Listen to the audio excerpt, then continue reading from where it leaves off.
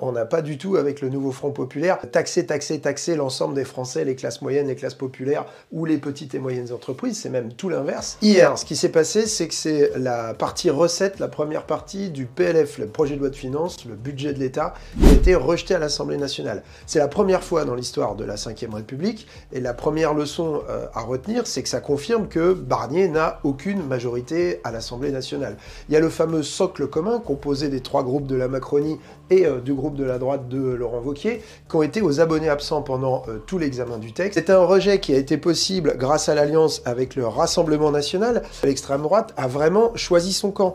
Parce que si les députés du RN et les députés socialistes s'étaient abstenus, eh bien la Macronie aurait quand même obtenu ce qu'elle voulait, c'est-à-dire le rejet de cette première partie du budget. Ces députés du Rassemblement national ont choisi, d'une part, d'effacer toutes les victoires qui avaient été obtenues en hémicycle pour avoir des nouvelles recettes avec des taxes et des impôts sur les ultra-riches et les multinationales. Et le deuxième choix qu'a fait le RN en repoussant cette première partie, eh bien, c'est d'empêcher la discussion à l'Assemblée sur la partie dépenses. C'est ce qu'on aurait dû commencer à faire aujourd'hui et où on aurait pu distribuer cet argent sous forme de services publics, en particulier l'argent qu'on avait récupéré dans la première partie.